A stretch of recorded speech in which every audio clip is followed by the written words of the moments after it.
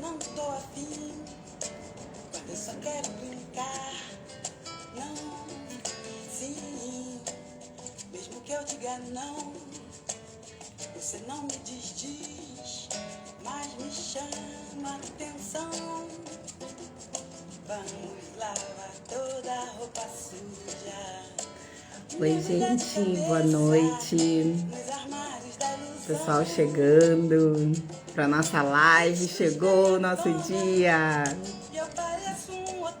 Oi, Tatá. Oi, Kizzy. Minha bela preciosa. Esperar mais um pouquinho. Vamos ver quem tá aí.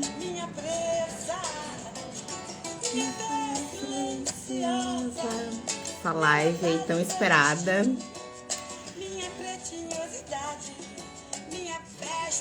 Oi, Tati. Oi, Lubi.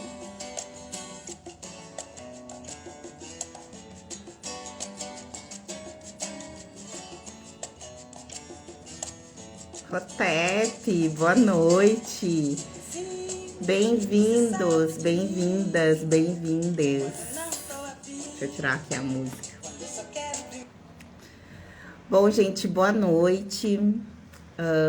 Uma satisfação enorme de estar aqui de novo no Cheturá, fazendo um movimento muito positivo, construindo relações, apoiando coletivos que têm o mesmo atravessamento de proposta como o nosso, né? Então, hoje em especial, assim, com muita satisfação, a gente vai receber o coletivo Aquilombamente, não é? Que tem essa proposta de psicologia afrocentrada.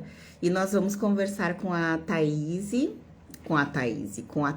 Ferreira e com a Kizzy Lins, que são as pessoas que levam o coletivo, né? Então, a gente vai conversar um pouquinho bastante. Vou chamar as meninas para entrarem.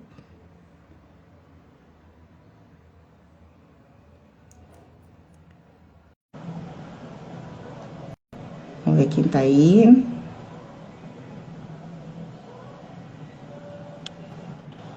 Boa noite. Boa noite, boa noite. Seja bem-vinda. Obrigada, sou a Thaís Ferreira, sou membro do Aquilombamente. E a Kizzy. E a Kizzy chegou aí. Eu tenho que virar a minha câmera aqui, gurias. Eu me perdi. Agora Olha sim. aí! Ai, que alegria ter vocês aqui. Prazer, Kizzy. Satisfação, seja bem-vinda. Obrigada. E que essa seja a primeira de muitas. Conversei com a Thaís no início da semana e a gente já amarrou aí mais uns temas que rolou no nosso papo, né, Thaís? Sim. E já fiquei bem motivada, assim, porque é muita coisa, né? Muita coisa que a gente pode vir falar. Tem bastante exploração, né?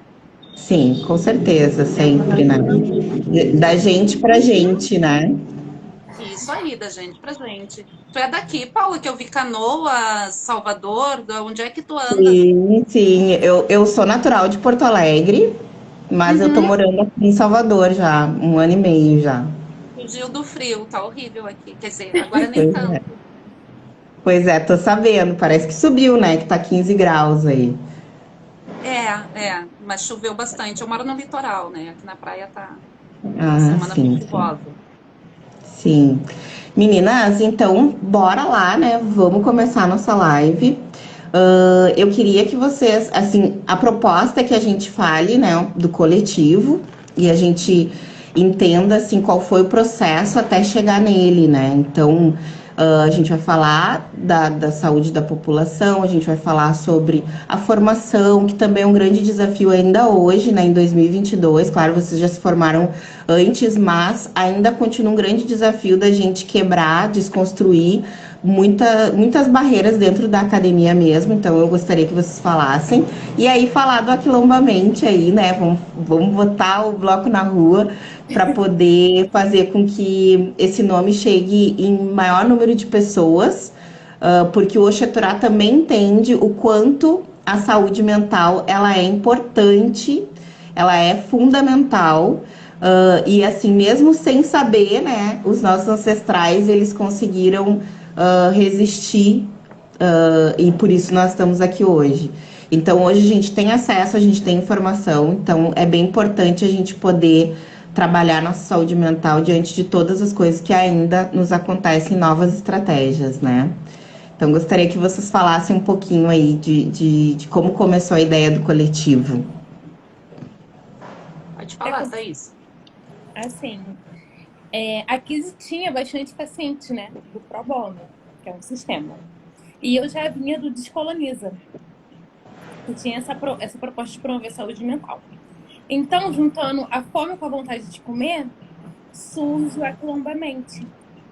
Surge essa proposta de divulgar a abordagem afrocentrada e promover saúde mental à população preta, mas voltada para ela, colocando essa pessoa preta no centro, levando saúde mental de uma forma acessível, em que a gente consiga pagar, porque a gente sabe que a maioria das pessoas pretas não tem condições de pagar uns R$200 por sessão.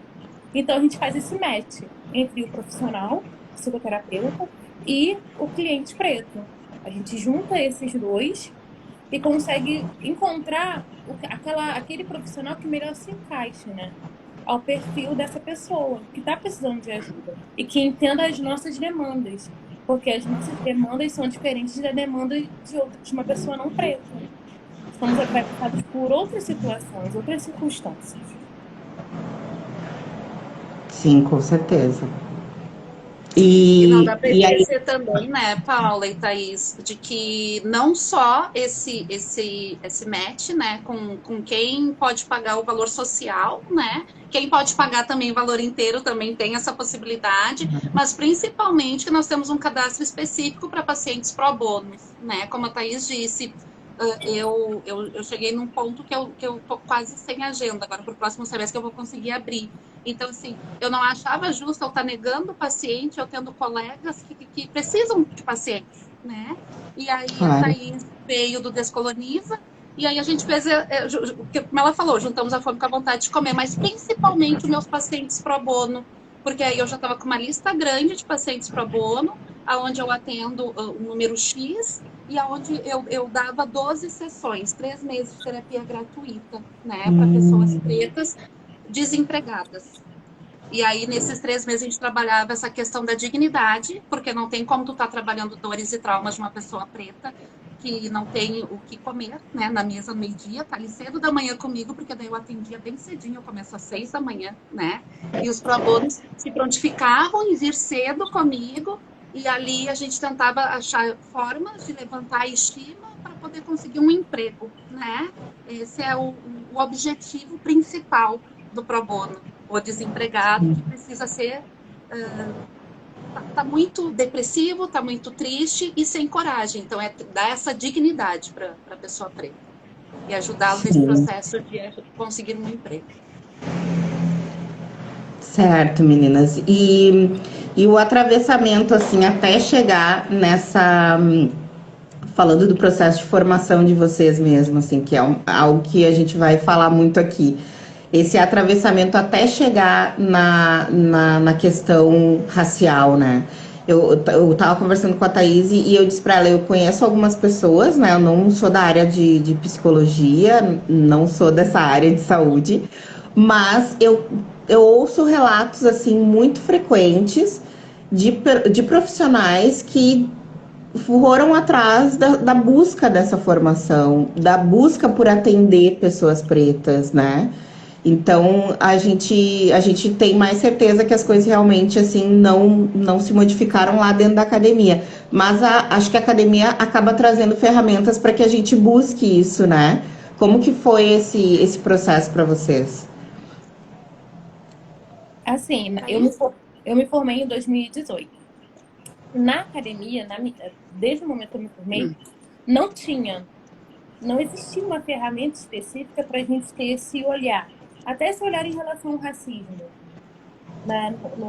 Do ponto que eu ingressei, em 2013 até 2018, não tinha. Então, é mais uma... Até eu como pessoa, tá aí, existia um conflito. Porque, poxa, eu não me vi em todas as abordagens. Eu não tive uma dificuldade de achar até uma abordagem para trabalhar, porque faltava algo, esse vazio. Na minha formação, houve muito esse vazio existencial, porque a forma que eu percebo o mundo não estava escrito ali. E a partir de um letramento racial que ocorreu depois da formação, eu consegui enxergar, eu consegui me achar. A Kizzy me ajudou muito nisso. Esse me achar, não, agora sim, esses autores, essas leituras que também são autores que não são só da psicologia, te tornam capaz de entender como é que é a sua percepção. Você consegue nominar a sua percepção de mundo, que é muito único e peculiar. Que o modelo eurocêntrico não consegue comportar, não consegue descrever, porque nós não somos objetos de estudo. Nós somos elementos que eles estudam, mas não somos esse objeto que eles vão olhar, que vão ter a nossa percepção, como que a gente trabalha. Então, na academia, na minha formação, na faculdade que eu cursei, não tinha isso. Não tinha essa fala sobre racismo, efeitos do racismo não existia. Hoje, existem até algumas disciplinas, né, eletivas que falam sobre racismo. O CRT está com uma campanha sobre racismo, como tem que combater, sobre o letramento racial, uma clínica racializada. Mas é muito assim, vamos falar sobre racismo, vamos racializar. Mas como é que a gente coloca essa pessoa preta no centro? Como é que a gente olha essa subjetividade dela? Eu ainda não vejo. É muito particular. A minha formação não é em psicologia, tá, Paula? Eu tenho a formação, né, em psicanálise. Mas o meu processo de academia, eu sou antiga na quadra, que nem eu falo, né? Vem lá da história, né? Na FAPA, eu fiz história na FAPA. E eu lembro de entrar em 2001, comecei o curso. E a FAPA era a única faculdade que tinha o curso de África em História. As outras faculdades não tinham essa disciplina, né? Mas mesmo assim, era uma África vista ainda no modelo eurocentrado, porque lá não tinha ainda muito pesquisa feita por africanos, né? Não tinha muito material produzido e traduzido em português. Mas, assim, na formação em psicanálise não existe essa coisa também específica para o preto. Tudo que eu sei com psicoterapia, psicanálise, enfim, afrocentrada, vem dos meus estudos fora, né? Fora a classe. Então, assim, é muito livro. Eu mexo com as gurias, né? E com o pessoal do Udu, que eu tenho muitos PDFs, porque a gente preto não tem grana para estar investindo em livro, né? Hoje que eu estou conseguindo comprar mais, então muitas das minhas leituras foram em PDF, em celular, né? E através disso, da minha força de vontade, do buscar fora, que eu aprendi a ter esse letramento. E principalmente o letramento na psicoterapia africana. Né? E daí já vem da minha história para eu ser muito cedo de povo de terreiro, então eu já tenho essa facilidade da minha pesquisa na cultura, da filosofia e ancestralidade nagô. Né? E assim... Também acho que vale ressaltar que já existia desde a década de 60 a psicologia preta, que surgiu nos Estados Unidos. Então, não é que, não, é algo novo. Não, já existia, sendo que não existe uma difusão aqui. Até fora. Não existe existe uma disciplina montada, mas na academia, aqui no Brasil, não tem essa disciplina. Não se apresentam nem esses autores. Eu não estudei esses autores. Mas é bom salientar que não apresenta autor preto em nenhum curso, né? Sim, nem nenhum curso, né? Em sociologia, eu fiz sociologia na PUC. O que eu li sobre escravidão é Gilberto Freire. Ele se aproximava mais daquela coisa que acontecia realmente. Não tem autor preto. Em sociologia, tu não lê um Clóvis Moura, né? Tu não lê um Abdias. Não tem. Você vai saber. Ainda é muito o movimento nosso para dentro, né? De trazer e de fazer essa provocação, né, para os mestres. E isso daqui, o que é isso aqui? Tu vai dizer o que sobre isso, né? para a gente conseguir fazer esses movimentos estruturais, né, gurias? Mas perguntando para vocês, assim, e como que vocês, dentro do Aquilombamente, vocês colocam, então, a pessoa preta no centro para tratar, né, todas as demandas, todas as questões que cruzam aí a nossa vida? Primeiro é o acolhimento dessa demanda. Como é que eu ouço? Porque o que acontece? Eu utilizo a abordagem corporal, mas eu vejo essa percepção dessa pessoa preta, como é que ela vê esse mundo? Essa cosmopercepção que nós temos. Então é isso que eu busco trabalhar. Através de um olhar como um todo e valorizando aquilo que ela está me trazendo, entendendo que existe essa construção social de uma sociedade que não foi feita para gente e como isso está sendo atravessado. Quando você tem essa ansiedade, essa fobia no trabalho que você não está sendo bem aceito. É só uma fobia social? Ou não é aquele espaço que você não se vê, que você não vê a forma que você percebe o mundo, em que você vê sinais de racismo, você vê racismo, você sofre racismo e você não quer perceber. E o quanto que tu tá conectado, sabe? Quanto que tu tá conectado com a sua ancestralidade, com a sua essência. Será que você não tá perdido naquilo que você é? Na sua essência? Será que existe? Ou você estaria com esse olhar adormecido, ou incongruente, sabe? Fora do seu caminho. Então é muito importante. Hoje, eu tenho esse olhar mais perceptivo de ver como um todo e entender como que eu e como que o outro, em sendo pessoa preta, percebe esse mundo, que é uma forma muito única e muito autêntica. Nós sentimos, o nosso corpo fala, Sim. o nosso corpo expressa, e isso é tão lindo e a gente tem que valorizar. E trazer esse próprio letramento racial. Olha, leia isso, veja esse livro. Olha, será que isso aqui não se encaixa com o que você está passando? E introduzindo esses autores que falam sobre nós, como mulheres pretas, como pessoas pretas. Eu acho que a partir do momento que a gente toma consciência de que nós nos relacionamos e percebemos com o mundo de uma maneira diferente do que o que foi posto, né?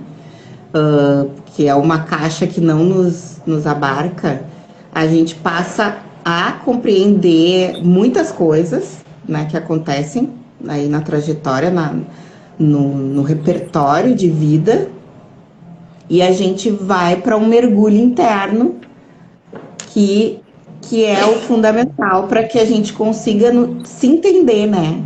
Se entender, se conhecer e procurar por outros caminhos. Então, acho que a partir disso, né, Thaís, é o aquilombe, como é que tu disse aquele dia? Aquilombe em si? É aquilombe em ti, tu tem que se aquilombar.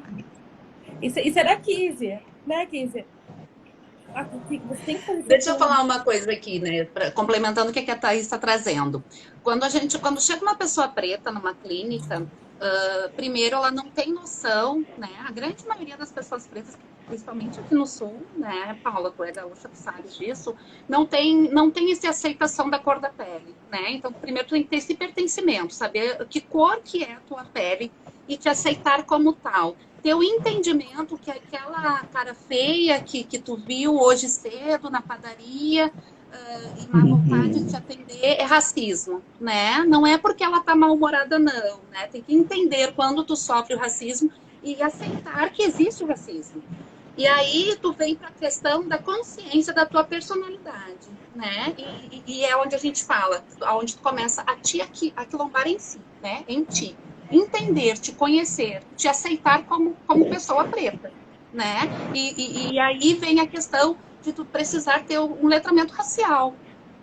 Tu tem que ter uma educação, tu tem que ter um letramento, tu tem que ir atrás do teu conhecimento, né? Para que tu consiga libertar a tua mente desse perfil do colonizador, né? E é isso que a gente chama de afrocentricidade, que a afrocentricidade é o quê? Nada mais que trazer todos os valores de África. A África tem história, a África tem cultura, a África tem perspectivas próprias, né? A gente não precisa da perspectiva europeia, né, do colonizador. Então, a gente tem produção de valores de cultura e nós temos a ancestralidade. A maioria das pessoas pretas em diáspora, hoje, tu diz assim, o teu sobrenome. Ah, é Pinheira, é Silveira, veio da onde, né? Veio daquela árvore que estava plantada na fazenda do branco que batia nos meus ancestrais. Né? Tu não tem o sobrenome, não, gente. A gente tem raízes, né? Por isso que o Aquilombamente tem aqui no logo aquelas raízes que são a nossa ancestralidade, né? Sim. E outra coisa que é importante é você, eu não me encaixo, eu não entendo, né? Até hoje eu estava atendendo uma paciente que ela diz assim, eu não sei acumular. E eu disse assim, mas nós não somos acumuladores. A pessoa preta não é acumulador. A gente não pensa eu não penso no individual, eu penso no coletivo. Sim. Por isso é importante a gente aquilombar. Mas primeiro tu tem que aquilombar a mente, que é o aquilombar em ti. Com certeza. Perfeito. Entendi. Maravilha, né? E aí, vocês gostariam de trazer, assim, alguma demanda, algo mais específico? A gente falou também sobre a relação, né, do trabalho, que a gente tem, assim, um viés inconsciente para se sentir útil, para se sentir reconhecido. Acho que é importante trazer esse atravessamento do trabalho, né, gurias? Sim, a relação da saúde mental com o trabalho, né? Porque onde a gente passa mais tempo é no trabalho. E como os trabalhos adoecem a gente também. Toda vez que a gente não é validado, que temos que ser, da maioria das pessoas pretas, tem que ser aquele que é melhor, que demonstra maior capacidade técnica, maior capacidade intelectual, o quanto que a gente se cobra e é nunca reconhecido. Você nunca é perfeito. Você nunca é aquele 100%. O quanto que isso vai adoecendo a gente. O quanto que a gente vai se minando, se auto-sabotando. A gente olha para si, nossa, realmente você acredita e compra aquele discurso que você não é bom, que você não é capaz, e o quanto que isso faz mal. E a gente está num estado de aquilombamento interno, de se aquilombar em ti, isso proporciona que você vai saber, eu tenho meu valor, eu sei no que é bom, o que é bom e no que eu sou bom, quais são as minhas potências, aonde eu estou sendo valorizado. E acho que é muito importante os espaços coletivos, onde você se vê no outro e o outro reconhece aquilo que tu tem de melhor. Aquilo que tu tá mostrando, olha, eu tenho isso aqui para te mostrar. Esses espaços, esses coletivos pretos são importantes para isso. Olha, eu tenho isso para mostrar. Eu te ofereço, tu aceita? E ser acolhido, e se perceber no outro, e perceber que a nossa concepção de mundo é diferente, gente. Nós somos assim. E nos aceitar, nos amarmos e acolhermos. E sermos essa comunidade. Eu existo porque o outro existe. Nós existimos. Então, essa relação de trabalho é muito importante. A gente saber que temos o nosso valor, que às vezes aquele espaço que não é nosso encaixe. A gente está tentando se encaixar, se cortar, se moldar para um espaço que às vezes não nos cabe, sabe? Não é para a gente ser aquilo ali. Tem outras potências, outras potencialidades. Essa questão do trabalho, né? A maioria das pessoas pretas que estão, que tem uma certa evidência no trabalho, alcançam um sucesso, né? Primeiro que essa ideação de sucesso, ele difere muito da pessoa branca para a pessoa preta, né? Vamos dizer assim, em questão de afrocentricidade, difere. Por quê? Porque o sucesso de uma pessoa branca é ter muito dinheiro, né? Ser bem-sucedido é uma pessoa que tem dinheiro, que consegue se prover através do seu trabalho, ser reconhecido, tem essa necessidade do aplauso, né? E a pessoa preta, quando consegue alcançar este sucesso, normalmente não vem junto a grana. E aí bate a tal da síndrome do impostor, né? Porque não se acha bom o suficiente. Mas por que eu consegui ter uma formação acadêmica? Por que eu tenho um emprego onde eu ganho razoavelmente bem? Mas por que eu me sinto ainda pequeno, né? E é importante lembrar que quando tu chega nesse nível de sucesso, com quais pessoas que tu te identifica? Com nenhuma, porque a maioria das pessoas que estão no topo da hierarquia são brancas, né? E aí, para eu poder me sentir pertencente àquele ambiente, eu vou me identificar com o meu opressor. E aí eu me torno um opressor também. né? No momento que tu trabalha essa valorização da tua cultura, de que tu pode sim estar lá no sucesso e tu não precisa ser igual a ele, tu pode ser tu mesmo, igual aos teus, aí a gente resolve, né? Aí estoura essa bolha aí. Não, eu mereço, eu posso, e sucesso para mim não é igual grana. É eu É. fazer o que eu gosto, aonde eu gosto, né? O que eu quero, como eu faço, né? A grande maioria das pessoas pretas, pode ver, estão em cargos assim de cuidadores, né? Que é na enfermagem, que é a Thaís é da enfermagem também, né? É na enfermagem, é como professores, são pessoas que estão ali dando um cuidado ao outro, né? Sempre querendo ensinar algo, sempre querendo acolher o outro. Não, e Isso eu vem trago dessa também. questão do coletivo mesmo. E eu trago também, assim, oportunidade de falar sobre isso, porque foi mais ou menos o start que me deu também, de que a gente vive uma corrida, né, dentro de um ideal de profissional bem-sucedido, né? Que muitas vezes é um ideal, muitas vezes, né? Tô sendo generosa, mas muitas vezes é um ideal que não é que ele não é um ideal para uma pessoa negra somente pela cor de pele, né? Então a gente fica numa corrida contra o tempo, uma corrida louca, para chegar nesse ideal. Porque também tem um atravessamento histórico dos nossos ancestrais que tinham uma validação do trabalho para se sentirem humanos, dignos, ter reconhecimento, né? Então, tem várias coisas também, né, inconscientes nesse sentido, que a gente ainda vive nos dias, né, nos tempos modernos, que a base, na verdade, é justamente essa, né? E muitas pessoas pretas, né, eu vou dizer para vocês, assim, que conheço, né, deixei de conhecer, enfim, mas que às vezes acabam tornando a sua vida o trabalho, porque para ela o trabalho é tudo na vida. É por isso que é Mas aí o reconhecido. é tudo também, desculpa, Thaís, é que assim, Paula, quando a pessoa preta chega lá no topo e ganha bem, ela precisa sustentar toda a família, né? Eu gosto muito de fazer aqueles exemplos que a gente vê daquelas séries americanas de policiais, que diz assim, ó, pega o pretinho ali e aí fala para ele, né? Cara, a gente vai cuidar da tua mãe e do teu filho, tu pode entregar, que a gente vai dar proteção para eles. Enquanto ele não sentir que a família está segura, ele não vai entregar, porque ele vai, às vezes, né, vai até para o tráfico, para o crime, enfim, para poder sustentar os seus. Então, a gente tem isso do sustentar. Eu vou ganhar muito dinheiro para quê? Porque eu vou dar para minha mãe tudo aquilo, eu vou compensar a minha mãe tudo aquilo que ela não teve, né? Minha mãe trabalhou limpando a casa dos outros, babá dos outros, conseguiu me manter, me dar uma formação e hoje, então, eu vou ajudá-la. Nós Sim, distribuímos, nós não conseguimos acumular, né? Hoje a gente exato. está aqui para construir um futuro melhor para os nossos filhos. Para que o Zuri amanhã, para que o Emanuel amanhã possa colher tudo que nós estamos plantando hoje, da mesma forma que nós estamos colhendo aquilo que os nossos ancestrais plantaram, né? Lá nos anos 50, anos 60, que nos deram um monte de direito hoje. Sim, assim, eu gosto muito de olhar o processo histórico. Na escravidão, o que era? A importância dessa pessoa preta não era como pessoa, era como se fosse um animal, era a sua força de trabalho, a sua capacidade de produção. Qual é a sua capacidade de produção? Então, esse trabalho de servidão, de servir, de você trabalhar na lavoura, de você servir na casa grande. Então, a gente está sempre ligado a essa relação de trabalho, a nossa importância de estar trabalhando, de ser útil para o outro.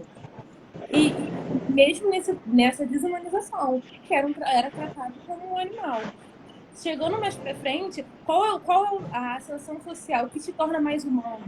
O que te torna mais branco é você conseguir aquele bom emprego, aquele emprego que você se sustenta, sustenta a sua família. Então, você vai ser mais humano, você vai ser mais branco, você vai ser melhor.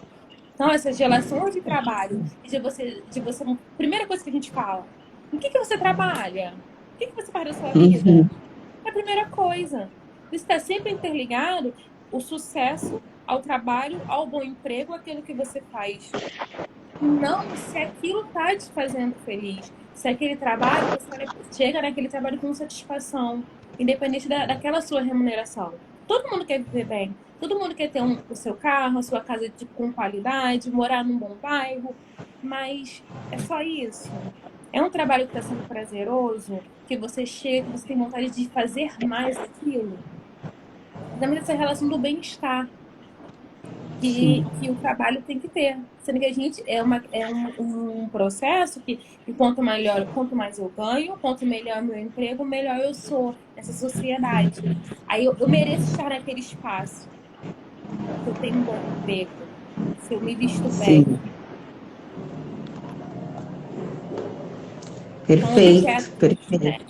Tipo assim, são esses objetos. Eu sou reconhecida pelo aquilo que eu tenho, não por aquilo que eu sou. Nessa sociedade eurocêntrica. Eu sou reconhecida porque eu tenho aquele carro, porque eu moro nesse bairro. Mas porque se eu tirar tudo isso, eu continuo sendo preta. Ainda não sou bem vista para a sociedade. É a tolerância, né? Em determinados cenários é a tolerância, só isso. Nada mais. E aí, como sempre, né, gurias, assim, as mulheres pretas vêm fazendo um movimento aí de décadas, né, muito tempo já, para provocar essa estrutura, né? Então a gente tá percebendo, assim, um número muito maiores de mulheres, falando agora um pouco aí do Julho das Pretas, que vai chegar também, um número muito maiores de mulheres, assim, procurando, né, esse cuidado mental com a sua saúde, até porque também são pessoas que estão nessa batida dessa ascensão, né? E como lidar com isso, né? E como. Eu não sei se é uma demanda que vocês atendem bastante de mulheres pretas. Sim. Eu é misto. Eu tenho muita procura de homens também. Homens pretos. Porque assim. Uma coisa, eu tenho um amigo, né, o Ricardo, se ele assistir depois, e é uma briga que ele compra, e eu compro sempre junto, né, que a mulher preta, ela tem um monte não desvalorizo de forma nenhuma, né, nós mulheres pretas, mas é que nós não temos essa questão de gênero em África, então para mim é primeira raça, né, depois gênero, né, o gênero veio eurocentrado. Então, assim, a mulher preta acaba, às vezes, até desvalorizando muito o homem preto, né? E eu digo que elas esquecem que quem faz o homem preto são elas, né? Então, se faltou algo no homem preto, né, vem delas, da criação delas, né? Que ainda é machista também, né? Ainda tem aquele modelo patriarcal, enfim. Mas os meus pacientes são mistos. A grande procura sim, de mulheres, mas eu tenho meio a meio. Assim, isso, mulherismo. Assim, no próprio projeto, a demanda maior são de mulheres. Chegam mais mulheres do que homens. Eu acho que até porque dessa atenção. A mulher ela teve mais atenção à saúde mental do que o homem. A mulher ela se expressa mais do que o homem. E muitas vezes esse homem ele é mais silenciado, ele tem que ser mais forte, tem que ser esse provedor, não fala das suas questões. E introjeta mais todas as questões relacionadas a ser um homem preto.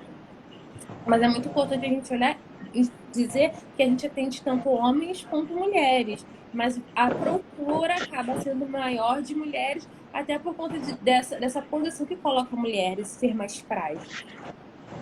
Né? Porque a gente abarca muito nessa pegada da mulher branca também. A mulher branca, ela procura mais terapia. A mulher branca, ela fala mais dos sentimentos. Então, a gente abarca nesse contexto. Mas a gente atende como um todo. Porque esse homem também, se esse homem ele tá mais saudável mentalmente, psiquicamente, toda a sociedade melhora. Se ele se reconhece como um homem preto, se ele consegue ver as situações de racismo e se defender, ter elementos, porque o letramento racial é muito também de você entender que o racismo não é só culpa, e você tem ferramentas, você tem conteúdo, você tem história, você se reconecta com a sua ancestralidade, com o seu passado, e entende que a sua história não começa a partir da escravidão, começa de muito antes. muito antes. Olha o legado que tu tem. Olha o que tu tem lá atrás. Olha como é que tu trouxe no teu corpo a tua história. As costas contam a nossa história. Foi onde a gente trouxe tudo aquilo. Toda a nossa forma de ser e estar no mundo. A gente trouxe nos corpos. E aquilo que a gente não fala, o nosso corpo fala. Com Os certeza. atravessamentos das mulheres, Paula, eu acho importante a gente trazer isso aqui, né, Thaís? Que a maioria, a maior parte das mulheres pretas são mães solos, né? Muitas sofreram abuso sexual na infância, tá? Em função de ter que ficar, né, com pessoas estranhas para poder sair, as mães saírem para trabalhar, né? Às vezes até de familiares mesmo. Muitas perderam familiares para drogas, né? Ou para o sistema carcerário, mas aí também vem aquela questão de que o sistema carcerário, 74% é preto, né? Então também tem a questão do racismo dentro do sistema carcerário masculino. E as dores dos homens, a grande maioria é em função dessa não aceitação de não ter tido essa estrutura familiar, pelo menos para mim, na área da psicanálise, né, os maiores traumas e dores, não ter tido essa estrutura familiar de pai e mãe, né, não ter tido um pai presente, daí não tem como reproduzir aquele comportamento do pai, né, não ter tido uma paternagem mesmo, né, normalmente são paternados pela mãe, e a mãe faz este papel. Então é mais isso que vem para mim. Thaís, é isso também, mais ou menos, para ti, né? Sim. Sim, a gente também tem esse olhar que qual posição que colocaram esse homem? Qual posição que colocaram esse homem preto? Se a gente for ter uma olhada, não, a gente tem que falar da escravidão, porque tinham-se vários filhos e esses filhos não eram cuidados, era procriação, para ter mais escravos. Então, foi roubado o direito desse homem preto de ser pai. Como é que ele vai ser pai? E um pai afetuoso, né? Um pai que cuida, um pai que protege. Como que ele vai reproduzir se ele não recebeu, né? Ele não recebeu. Sim. E as mulheres também. Aqui a Andressa, vou até ler aqui um comentário, porque eu acho que é bem propício para o que a gente está falando no momento. A Andressa, terapeuta holística, disse assim, ó: não é meu lugar de fala, mas eu acredito que o homem preto ele é silenciado e até mesmo ignorado. Ele é preto e tem que ser forte. Você é negão, mano, e tá chorando e tá sofrendo. Existe, né, gurias, uma ideia assim de um ódio, né? Na verdade, existe esse ódio, né, construído socialmente para que a gente se auto-odeie. Mas existe essa coisa como se a gente sempre culpabilizasse o homem negro, como se ele tivesse alguma vantagem, digamos assim. Sendo que dentro de um sistema racista, né, estrutural do nosso país que a gente vive, não existe vantagem para a pessoa preta, né? Porque ou ela vai, enfim, ser pega por uma estratégia genocida de um lado ou de outro. Então, existe, né, a interseccionalidade, sim, mas não existe um benefício. O homem preto tem um benefício acima e tal. O que vocês podem falar sobre isso? Essa questão do homem preto ter que ser a pessoa forte também vem dessa questão da mãe solo, né? No momento em que a mãe é solo, o filho, o homem, é aquele que vai tomar este papel de pai e esposo da mãe dentro da família, né? Então ele vai ter essa postura mais forte.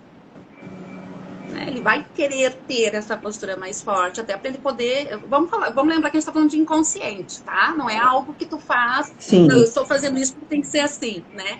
Então, assim, normalmente é ele que abre mão de estudar para começar a trabalhar, para poder ajudar a mãe em casa, né? Para criar irmãs, enfim. É ele que acaba tendo que ser esta fortaleza, assim, né? Porque se deixa muito para trás em função dos seus. Eu acho que o homem preto, ele larga a mão dele, ele deixa de ser ele muito cedo dentro das estruturas familiares de mãe solo, né? É a que eu estou falando. Das estruturas familiares onde existe... A gente trata homem preto pobre, tá, Paulo? Então, assim, as estruturas familiares sempre vêm, assim, de uma história de álcool, de drogas, né? De criminalidade na família. E isso tudo a pessoa traz para si.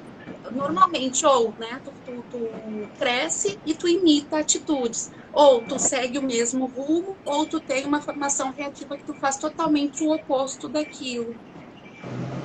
Só que eu acho que o homem preto ele tem muito poucas vantagens para conseguir estar num espaço mais democrático de trabalho, para conseguir chegar na faculdade. Não há muito incentivo. Tu pode ver que os bancos de universidades eles são mais preenchidos por mulheres, né, negras do que por homens pretos. Eles não chegam aí. E fora aqueles atravessamentos, a questão de serem parados na rua, de serem o bandido, de serem presos muito jovem, muitos, a gente sabe que a população carcerária, muitos ali não cometeram crime, né? Eles estão Sim. ali apenas pelo perfil do criminoso, né? É o alvo número 1, né? O homem preto é o alvo número 1, né? Nesse processo de encarceramento.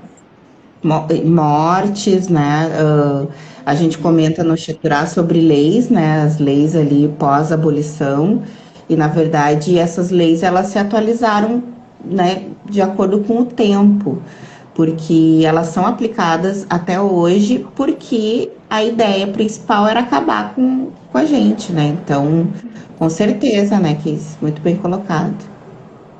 E eu acho também que os estereótipos que foram montados, até pela sociedade, de que esse homem, fora de que esse homem tem que ser forte, que está relacionado com essa força de trabalho.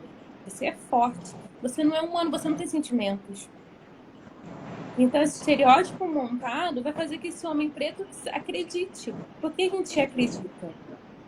A gente acaba que é tão alienado pelo sistema que vai acreditar que realmente eu não posso chorar, eu não posso sentir. Todas as minhas emoções eu tenho que reprimir, porque eu tenho que botar essa máscara branca de ser que querem que eu bote, que eu tenho que ser forte. No nosso penúltimo grupo terapêutico, né, Thaís, nós trouxemos essa temática, né? Homem preto não chora, né? E o último foi o antepenúltimo, foi essa temática, e o último foi homem preto não é homem. Eu até perdi uns seguidores porque eu coloquei um postzinho dizendo isso. Homem preto não é homem. Acho que as pessoas não leram o texto e sabem. Porque veio através desse trabalho que a Thaís está me ajudando agora no grupo terapêutico do Odu. E o nosso grupo terapêutico, ele eu acho que às vezes tem até mais homem do que mulheres, né, Thaís? Sim. Isso é muito bom de saber, né? É misto, né? Mas é muito frequentado por homens. E os guri falam. Isso aí, dores negras que tu carregas. E aí a gente vê esses estereótipos que são montagens tanto para homens quanto para mulheres. Essa mulher preta que é fogosa, que é boa na cama, e você se sustenta nisso, porque tu acredita que é isso que faz você ser especial. É isso que faz você ser único e diferente. Esse homem preto que é forte, que não sente, que não sofre, que introjeta tudo. Essa mulher preta que é fogosa, que é boa de cama, que é melhor no sexo.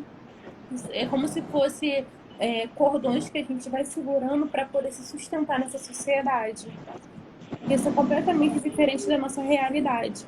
A gente está comprando o discurso do outro, está comprando esse discurso, esse modelo eurocêntrico, que nos coloca somente a partir dessa agressividade e sexualidade. É a busca da aceitação, né?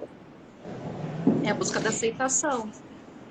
E a partir do momento, assim, dentro desse trabalho, gurias, a partir do momento que esses cordões, né, essas coisas vão se desatando, a pessoa vai se reconhecendo, vai se conhecendo, né, como que isso reverbera, né, qual é o resultado, assim, do que vocês já viram aí? Quer que eu fale, Thaís, primeiro? Tá, eu vou falar primeiro. Então, assim, ó, Paula, a grande maioria das minhas pacientes mulheres, né, quando chegam a mim, eu pergunto assim, por que eu, né? Assim, porque eu tô cansada de ter que estar explicando o que que é o ori, o que que é um xirê, né, para uma terapeuta, uma psicóloga, psicanalista em branca, né? Porque daí tu tem que dar toda uma explicação ali da tua religiosidade. Então, eu sei que tu entende sobre isso e fica mais tranquilo a gente falar aqui. Já começa aí, né? Outra coisa, a questão da identificação. Porque eu troco, eu também, eu sou uma mulher preta de pele clara, mas eu sou uma mulher preta, eu me vejo como uma mulher preta. Então, assim, eu também sou, aqui no Sul tu sabe que passou um pouquinho ali, meu tom de pele, todo mundo sabe que é preto e sofre racismo também. Eu não tenho todos os privilégios, talvez num outro estado eu tivesse bastante, mas aqui eu não tenho todos estes privilégios, né? E aí há essa questão da identificação. Poxa, e outra, né? Eu digo que eu não passo pano. Cara, isso que tu sofreu é racismo. Né? Isso não estão te aceitando por causa que tu é preta. Tá aí, essa é a resposta, não tem outra. Eu dou, entende? Eu não vou passar pano, eu vou te dizer, Paulinha, tu já te olhou no espelho, preta? Tu é preta. Tu é preta. Tu não precisa. Eu acho que a mulher pode usar todos os tipos de cabelo, né? Pode usar liso, pode usar crespo, mas assim, a maioria começa a ter esse pertencimento da negritude, da sua pretitude, quando começa a transição capilar. Algumas iniciam essa transição capilar, muitas vezes quando raspam para o santo. Porque tem que ficar 1 ano sem ter que usar nada. E aí começam a ter este pertencimento da sua pretitude. Olha quanto tempo eu não via o tipo de cabelo que eu tinha. Não conhecia o cabelo. Não conhece Isso. o cabelo, né? E aí começa as ânsias, tu entende? Porque assim, ó, muitas pacientes falam que têm relacionamentos com pessoas brancas, né? Interraciais, e começaram a alisar o cabelo muito jovem porque o namorado não gostava do cabelo dela. Ai, tu é mais bonita lisa. Nossa, o que tu fez com teu cabelo? Ah, não, né? Quem sabe tu prende. Aí depois que a pessoa tem um conhecimento, nunca mais quer ser lisa. Mas tá tudo bem também ser lisa, entende? Mas assim, a questão do liso ou não liso... Eu acho que esse debate do cabelo, ele é um debate muito importante ainda no Brasil, porque ele nos autoafirma. Mas na África elas usam perucas. Então, assim, e tá tudo bem, né? E tá tudo bem.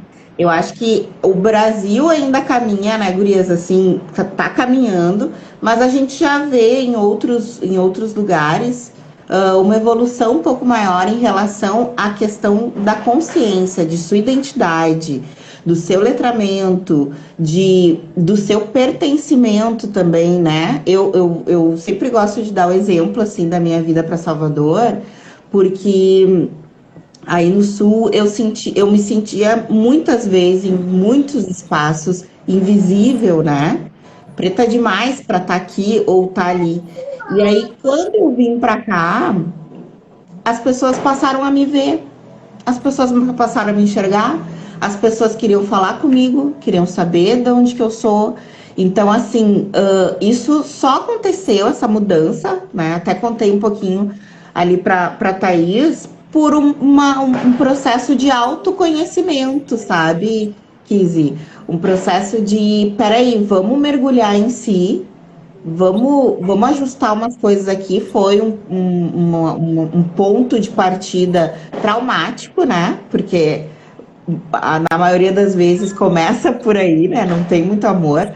E aí, nesse mergulho, eu entendi que eu podia morar num lugar quente, que eu sempre queria morar num lugar quente. Que eu poderia mudar de estado, se eu fosse mais feliz.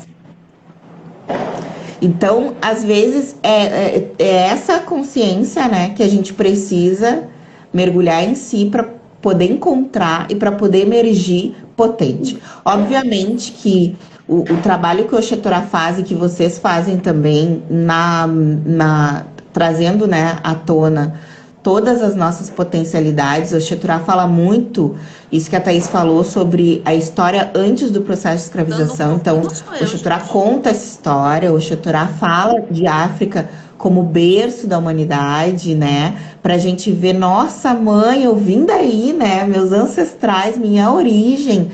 Cara, a gente é foda. Era todo mundo preto. Então, assim, isso nos potencializa também, né? Então, assim, eu acho que é um conjunto de elementos em harmonia para que a gente consiga se enxergar um pouco mais feliz e um pouco mais saudável, né? Para enfrentar tudo que a gente precisa enfrentar, né, gurias? Sim. Eu digo assim, né? Todos os pacientes que eu vou atender, eu faço sempre uma triagem com eles, porque eu acho importante que tenha um contato prévio, né? Para que a pessoa me conheça mesmo. E nessa triagem eu sempre falo assim, ó, tu pode tudo e tu não é obrigada a nada, né? Só tem que saber que todas têm uma reação e tu tem que ter fiofó para segurar as consequências, que é a tal da autorresponsabilidade. Então, todos que estão comigo ou passaram por mim ouviram essa frase exatamente assim. E é isso, né? Tu pode, né, Preta? Tu pode morar onde tu bem entender, onde tu quiser, né? Não tem problema nisso, né? Até porque se existe algum problema, o problema não está no local onde tu vai, está dentro de ti. Exatamente. Internamente, a gente tem que resolver a parada aqui dentro, né? O Paranauê tá aqui, exatamente. né? O Paranauê tá. Não, vamos resolver aqui e eu posso tudo e tu pode tudo. E aí a gente volta pro cabelo. Tu pode usar qualquer cabelo. Qualquer cabelo, posso usar uma peruca diferente todo santo dia se eu quiser. E se eu tiver dinheiro para comprar, e tá tudo certo. Eu tô pesquisando aqui, gurias, que a gente já tá indo, né, para quase 1 hora. Olha como passa. A Andressa fez uma outra contribuição aqui que aparece para mim, não sei se mais para cima. Tá aparecendo aqui. Obrigada, Andressa, pela força. Querida, muito bom, obrigada pela interação. Aí ela fala: o racismo é algo tão asqueroso que a mulher preta, quando vai trazer o seu filho para o mundo, não recebe anestesia ou pouca quantidade, né? Por essa consideração de que ela é mais forte, que ela vai aguentar, né? Então, isso é uma questão. E aí, quando a gente fala isso, as pessoas se chocam. E também até a Camila está aqui também. A Camila é estudante de nutrição e a gente conversa bastante sobre essas questões. A questão do nutricídio negro, né? As questões assim de doenças tipo hipertensão, diabetes, intolerância à lactose, anemia falciforme, tudo isso vem dos nossos ancestrais, né? A falta de... O nutricídio começou na senzala, do comer somente aquilo que sobrava, né? E hoje, por nós não ter grana, o que a gente dá para os nossos filhos e comemos também? Embutido, salsicha, né? Coisas baseadas assim, muito sal, muito açúcar. Então, este número de doenças tem um número grande que só dá em preto. A grande maioria é para preto. Anemia falciforme. Sim. O leite, a intolerância à lactose. A maioria não consegue produzir porque não tomava leite. Aí tu vem de geração em geração dando isso, sabe? E a questão do parto também, número grande de natimortos de mulheres pretas. Porque passou da hora. Sim. Enfim, né, gurias? Nós temos conversas aí, ó, para um calendário até final do ano, pelo menos. Eu não sei se vocês querem fazer algum anunciamento aqui, a gente vai, né, eu queria fazer minhas considerações finais para não perder a gravação da live. Eu queria convidar todas as terapeutas, psicoterapeutas, psicólogas que eu vi que entraram aqui. Gurias, vão lá, se cadastrem, né? Coloquem lá o valorzinho de vocês, que tem vários valores ali sociais que vocês possam ceder ou não, enfim. Vaga na agenda de vocês para atender pessoas pretas. O que eu e a Thaís estamos contribuindo, né? Nós damos, a gente tem uma supervisão afrocentrada uma vez por mês, tá? Gratuita, para aqueles terapeutas do projeto que atendem pacientes do projeto. Tá? Agora, em agosto, começam as aulas do novo grupo de estudo do ODU, né? A gente está encerrando amanhã um grupo, começa em agosto. que aprende lá no Odu? Filosofia e ancestralidade africana com ênfase na Nagô. Quem quer ter conhecimento de orixá, de cultura africana que tocam nos terreiros aqui no Brasil, por exemplo, é uma, né? Então eu tenho lá algumas integrantes que estão lá porque assim eu precisava entender o que a minha paciente falava para mim. E tá lá, né? Para aprender isso, para poder entender o palavreado, enfim, o Yorubá que é falado no povo de terreiro aqui no Brasil, tá? E outra coisa também, o grupo terapêutico, né? Na próxima sexta-feira a gente vai ter, amanhã tem grupo de estudo, dia 1º tem grupo terapêutico, as dores negras que tu carregas. Aí a gente te envia para tu poder postar aí pra gente. E gratidão, Paula, gratidão. Prazer em te conhecer. Lindíssima, né? Que pintura, nossa, que inveja. Ah, somos. Satisfação imensa, né? Imensa, assim. Acho que a gente foi conversando, se aproximando pela rede e a gente pode extrapolar a rede, né, gurias? Esse é o objetivo. Fala, Thaís. E assim, entender que o processo psicoterapêutico realmente é processo. E cada um vai levar o seu tempo. E a pessoa apresenta as peculiaridades. Falar dessas dores é muito difícil. E precisa desse acolhimento, precisa desse cuidado e carinho. Porque é muito difícil a gente abrir para o outro aquilo que feriu tanto. E é uma ferida aberta, né? É uma ferida que está sendo constantemente remexida. E no aquilombamente é isso que a gente busca. Olhar para essa tua ferida e dar atenção, dar esse cuidado, esse acolhimento. Perfeito. É isso. Já quero ir para o aquilombamente. Bora! Então tá, meu bem, meus bens. Vamos encerrando aqui. A live vai ficar gravada. Já vou botar aqui e vou marcá-las. Tá ok? Muito obrigada. Um beijo, Grata a gratidão nós. pelo Beijo, convite. beijo. Amei esse momento. Também, Eu adorei. adorei Quero também. mais. Vamos fazer, vamos fazer. Beijo, beijo, Paula. Beijo, Thaís. Tchau, tchau. Beijo, Tchau, pessoal. tchau.